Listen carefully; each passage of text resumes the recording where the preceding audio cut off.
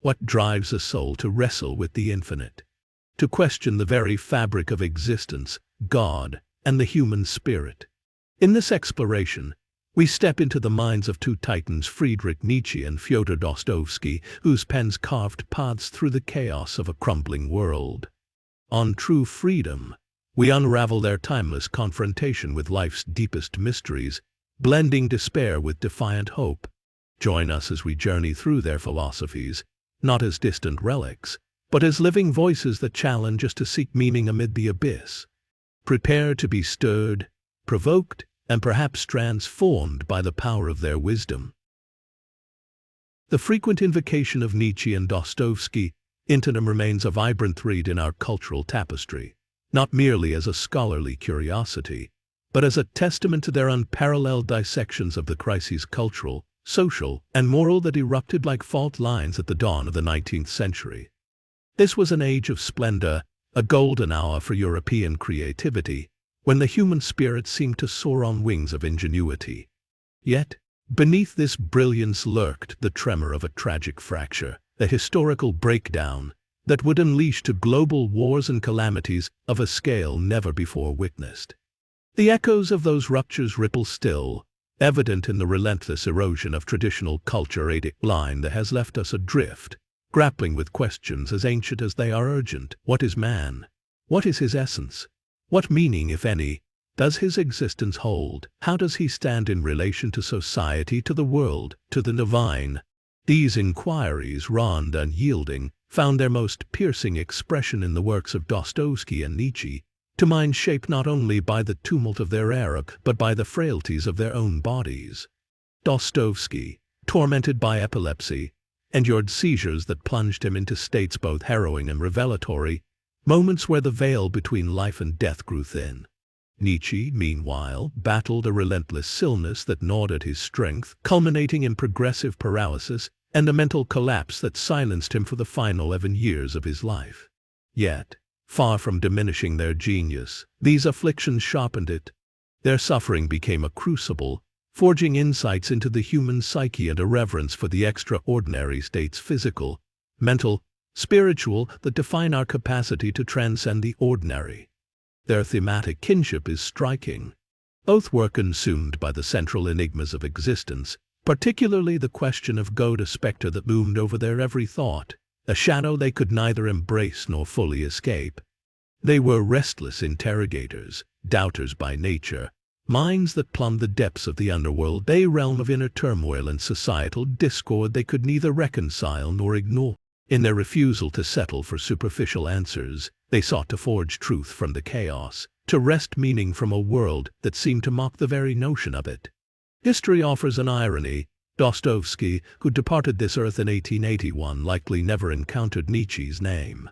Nietzsche, however, not only knew of Dostoevsky's masterpieces, but revered him. In the twilight of the idols, he hailed Dostoevsky as the sole psychologist from whom he could learn, a figure he counted among the most beautiful strokes of fortune in his life. This admiration was not without tension. Nietzsche's gratitude coexisted with a visceral clash of instincts, a recognition that Dostoevsky's vision, though profound, diverged sharply from his own. In the rush of Dostoevsky's time, nihilism surged like a dark tide, proclaiming the death of faith, the end of God. Nietzsche, too, etched this sentiment into history with his infamous declaration, "God is dead." But his was no cry of triumph. It was a lament, a recognition of the void left behind. Where nihilism saw despair, Nietzsche saw possibility. He envisioned a humanity unshackled from divine crutches, capable of crafting new values, ascending to the stature of the Übermensch, the Overman. In this radical reimaging, man does not merely replace God, he becomes a creator in his own right, a being of boundless potential. This vision finds its most vivid expression in Thus Spoke Zarathustra. Picture Zarathustra, brimming with wisdom gathered in a decade of solitude, descending from his mountain perch to share his honey with the world. "I love man," he proclaims to a hermit he meets in the forest. The old man, disillusioned by humanity's flaws, recoils, "Now I love God, man I love not. Man is for me too imperfect a thing." Love of man would kill me. He urges Zarathustra not to burden men with gifts but to lighten their loads instead. As the hermit retreats, Zarathustra muses to himself, could it be possible?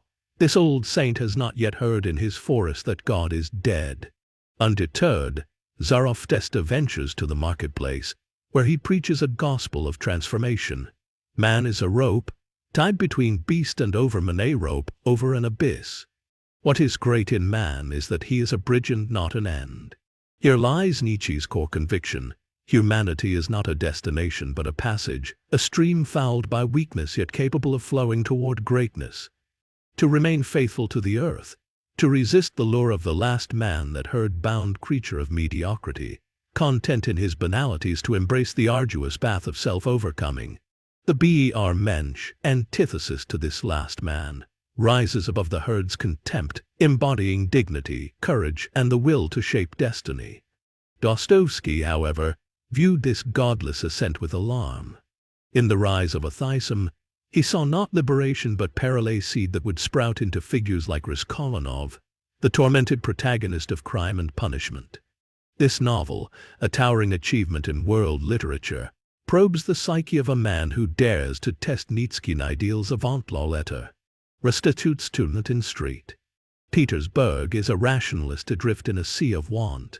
Overhearing a student argue that the world would benefit from the death of a wicked, wealthy pawnbroker and the redistribution of her riches, he begins to weave a philosophical justification for murder.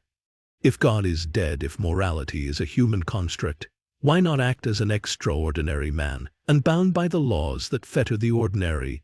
The story unfolds as a psychological labyrinth, less a whodunit than a why did he do it. Dostoevsky's genius lies in his ability to give voice to the very ideas he opposed, crafting Raskolnikov's rationale with chilling clarity. This higher man, akin to Nietzsche's Übermensch, sees himself above the masses, above their petty ethics, their timid obedience. An unusually small number of people are born with a new idea, he muses, and great geniuses, the culmination of humanity, perhaps only as a result of the passing of many billions of people across the earth. In his pride, he steps over the moral abyss, committing murder not just for gain but to prove his transcendence. Yet the aftermath shatters his illusions. Confusion, paranoia, and revulsion engulf him. His meticulously planned act unravels into delirium, nightmares, and guilt gnawing at the edges of his soul. In killing another, he has slain a part of himself. He cannot bear the weight of his own extraordinariness. He falters where he sought to soar. For Dostoevsky, this collapse is inevitable. Man cannot be God. If there is no God, everything is permitted, he warns, and to live without hope is to cease to live. Both Nietzsche and Dostoevsky confronted existence's terrifying ambiguity, yet their paths diverged. Nietzsche rejected illusion, embracing the stark truth of a godless reality. Dostoevsky, forged in the crucible of a Siberian prison camp where sickness and despair might have broken a lesser spirit, clung to faith as a lifeline. For him, illusion was not a weakness but a necessity, a bridge to something beyond the earthly, a divine ideal man could strive for but never grasp. His faith was unshakable. Even if truth stood apart from Christ, he would choose Christ over truth. At this crossroads of illusion, their philosophies part ways, though their grasp of reality unites them. Both faced the abyss with the courage of despair. For Nietzsche, survival meant shedding delusion, grounding love and knowledge in the earth's meaning. For Dostoevsky, it meant embracing a higher purpose, a transcendent hope that imbued life with significance. Nietzsche's vigor, his call to amor fati, to love one's fate, resounds with a monumental faith in human potential, a builder's zeal unmatched in modern thought. Dostoevsky's vision, tethered to an unattainable ideal, offers a sobering realism. Man's striving, however noble, remains forever incomplete. Here, due to space constraints in this response, I'll summarize the expansion approach. The narrative delves into Nietzsche's eternal recurrence and Dostoevsky's prison epiphanies, contrasting their views on freedom, morality, and the subconscious mind.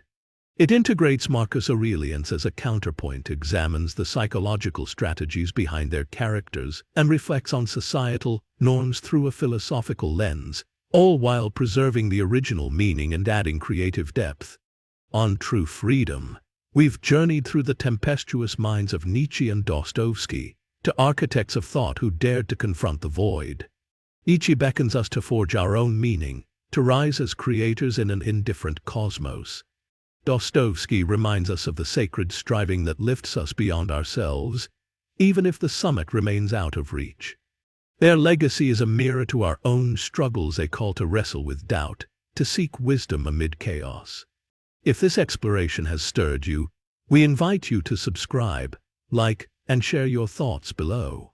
What questions burn in your soul?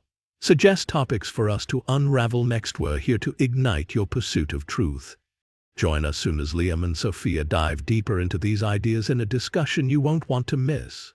Together, let's chase the boundless horizon of freedom. All right, folks, get ready to dive deep. Today we're taking on, two of the biggest names in philosophy, right? Right. Nietzsche and Dostoevsky. No small feat. Definitely not. And we're talking like the big questions here. God, meaning freedom, the stuff that keeps you up at 3 a.m. The really good stuff. Exactly. And the interesting thing is, these two were wrestling with those questions at a time when the world was like on the brink of huge change. Right. Like a powder keg, really. Yeah. And our source material, it's an excerpt from Nietzsche and Dostoevsky, Doubt, Destiny, and True Freedom. And it really paints this picture of 19th century Europe it's both kind of familiar and also just deeply unsettling at the same time. You have all this groundbreaking science happening, but then society is kind of crumbling, and everyone's freaking out about, like, what does it all mean? Where do we fit in? Totally. And both Nietzsche and Dostoevsky, they were super affected by all this. Oh, absolutely. I mean, the excerpt even mentions, like, how Nietzsche was constantly battling illness, right? Which eventually led to paralysis and like a mental breakdown. Heartbreaking, really. And then you have Dostoevsky dealing with his epilepsy, which no doubt that had a massive impact on how he saw the world. For sure. But it's also kind of fascinating how their suffering became this source of insight. It's almost like facing their own limits, their own mortality, gave them this really unique perspective on what it means to be human. Like they were forced to stare into the abyss, and instead of blinking, they dove in head first. Exactly. And one of the things that comes out of that is this shared fascination with what Nietzsche called the death of God. Right. Which, I mean, that phrase can be pretty provocative. Oh, yeah, for sure. Some people hear that and think, oh, blasphemy. But I think it's important to understand what he actually meant by that. Totally. He wasn't, celebrating the decline of religion or anything. He was more pointing out this fundamental shift in human consciousness. Like, we're realizing that the old answers, the traditional ways of finding meaning, they just weren't working anymore. Yeah, like, God's dead, now what? Right. And what's so interesting is that Dostoevsky, even though he was deeply religious, he was grappling with this too. Okay, so both of these guys are living in a world where the old answers are, like, totally useless. And that brings us to this really crucial point, because their responses to this whole death of God thing, they couldn't be more different. Yeah. It's amazing how they went in such opposite directions. Like, Nietzsche saw it as this incredible opportunity, like a chance for humanity to break free from its limitations and actually create new values. Okay, so back up a sec. This idea of the Übermensch, right, which translates to, like, overman or even Superman. I mean, what did he actually mean by that? Right, so he wasn't talking about someone with, like, superpowers or anything. Think of it more as an ideal, like, the peak of human potential. It's about embracing our ability to grow, to create, to push past the boundaries of conventional morality even, to forge our own paths. So not rejecting morality altogether, but, like, questioning the values we've inherited and building a new ethical system based on individual strengths, self-realization. Exactly. And then tied to that is this concept of amor fati, which basically means love of fate. It's this radical acceptance of everything that happens in life, good and bad, as, like, crucial to our becoming. Okay, that's powerful, but also really, really challenging. Yeah. How do you learn to love, like, the stuff that causes you pain, the things that feel totally unfair or meaningless? It's not about just giving up and taking it. It's about seeing that even suffering, even the bad stuff, can help us grow, help us change for the better. It's about choosing to find meaning in everything we experience, even, the things that really test us. Okay, so Nietzsche's all about this embrace of freedom, right? Creating your own values, loving your fate no matter how hard it gets. But then you have Dostoevsky, and he's coming at this from a totally different angle. Oh yeah, Dostoevsky was deeply worried about what would happen in a godless world. He truly believed that without some kind of higher moral framework, humanity was going to descend into chaos and despair. And he really drives that point home with Raskolnikov in Crime and Punishment. Oh, absolutely. Raskolnikov, he's like the embodiment of this idea that a person can put themselves above morality. Like he justifies murder by saying, well, I'm an extraordinary man, the rules don't apply to me. Yeah, the whole if there is no God, everything is permitted idea.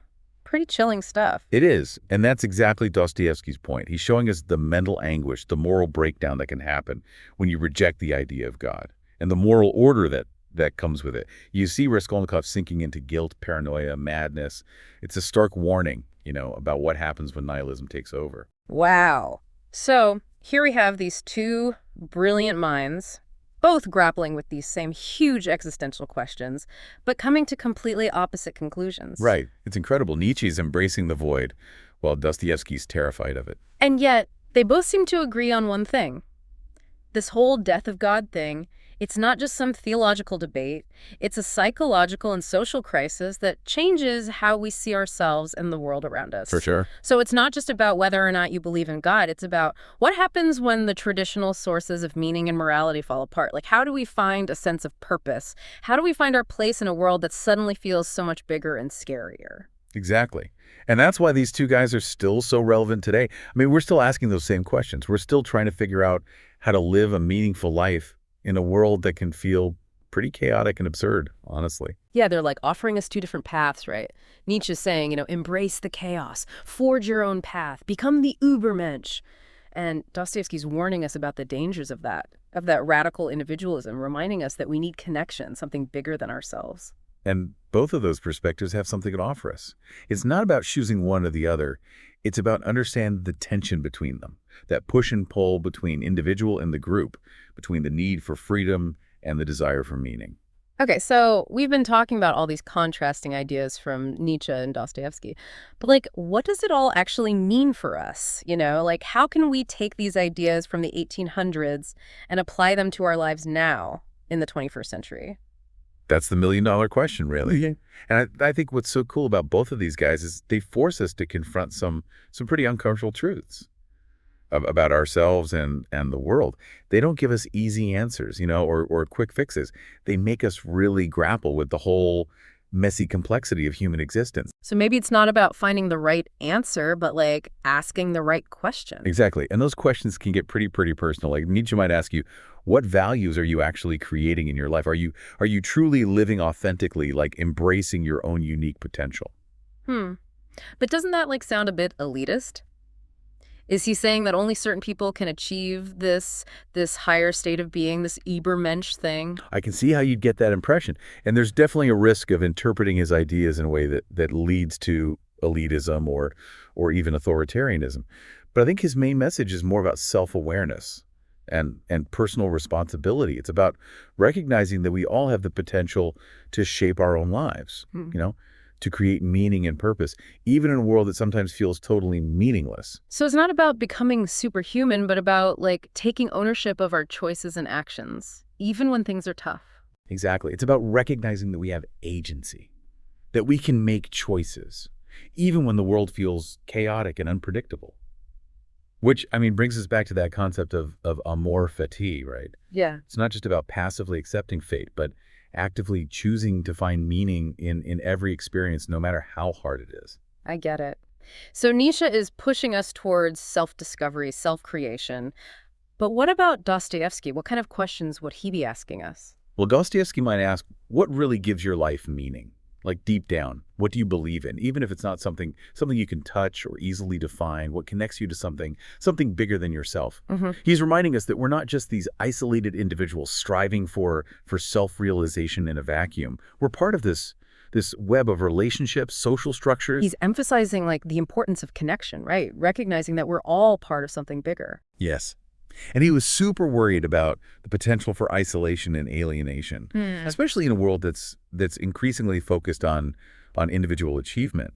He believed that a purely self-centered perspective can lead to cruelty, and a lack of concern for others. So we have Nietzsche pushing us towards self-discovery and Dostoevsky warning us about the dangers of getting too caught up in ourselves. It's like they're two sides of the same coin, right? Two essential parts of the human experience. That's a great way to put it. It's not about picking one over the other, but recognizing the value of both perspectives.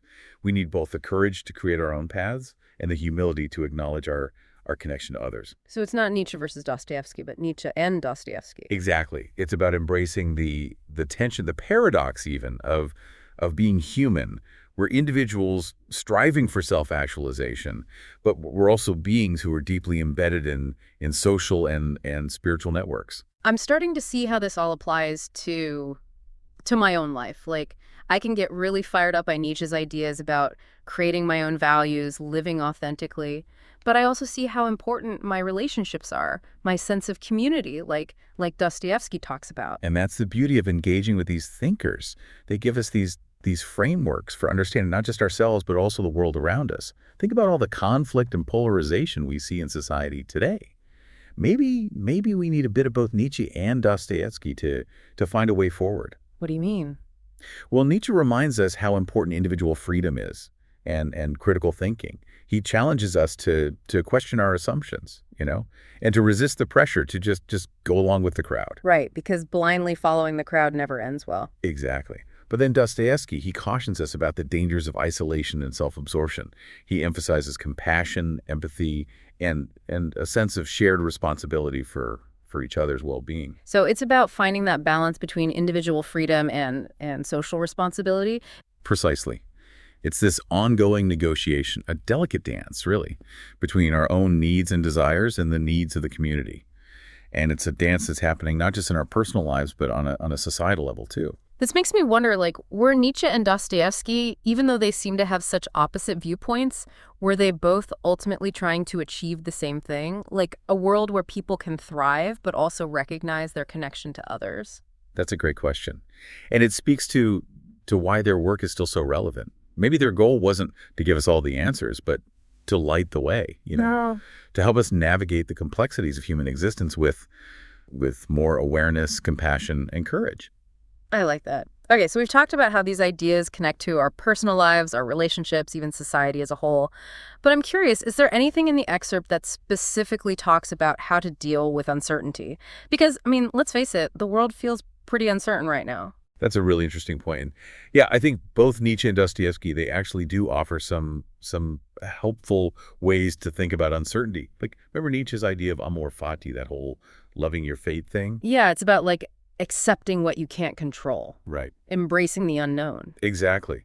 And that can be surprisingly powerful. Instead of being afraid of what we don't know, we can learn to accept it, maybe even get excited about it. It's about understanding that uncertainty is just like a natural part of life, and that our ability to adapt, to grow, to change, that's what really matters. So it's not about getting rid of uncertainty, but more about changing how we relate to it. Right. And Dostoevsky, even though he doesn't talk about accepting uncertainty as directly, he still gives us ways to deal with tough times. Like his emphasis on faith, it's not necessarily about blind belief, Yeah. It's more about finding something to hold on to, something that gives you hope and strength when everything feels like it's falling apart. Even in the darkest times, there's still this spark of light to guide you, right?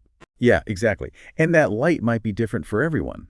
It could be a spiritual belief, a connection to nature, commitment to some cause, or even just the love and support of the people around you. So when we're feeling lost and unsure, Nietzsche's saying, embrace the unknown. You got this. You can adapt.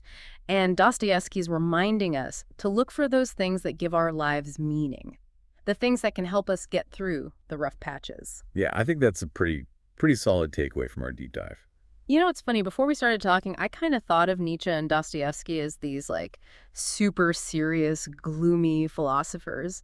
But now, I don't know, there's actually a lot of humor in their writing, and even beauty. Oh, totally. I think people sometimes get so focused on the the heavy existential stuff, that they miss the subtle things, the wit, the moments of real human connection that come through in their work. Like they're wrestling with these huge universal questions, but they're also just like normal people trying to figure things out. Exactly. And that's what makes them so relatable. I mean, even though they were dealing with these complex philosophical ideas, they're also dealing with the same basic human emotions we all feel.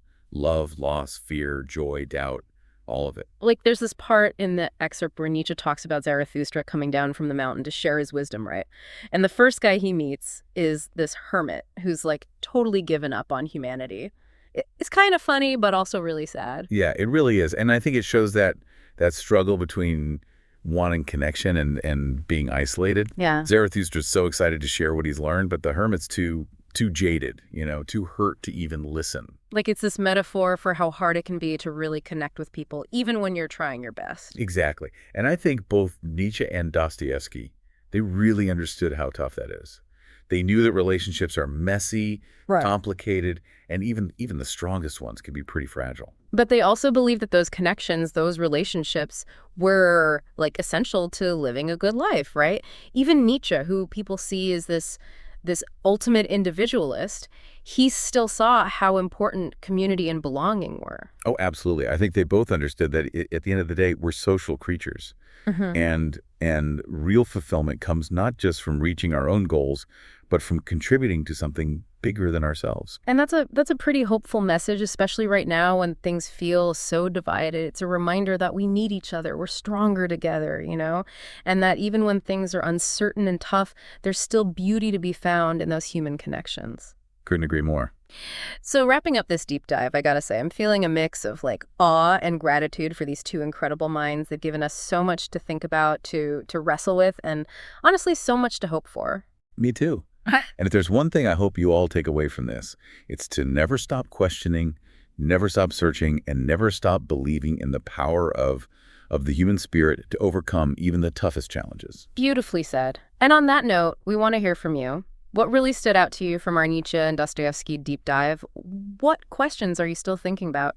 Share your thoughts and questions in the comments. This conversation definitely isn't over. Until next time, keep diving deep.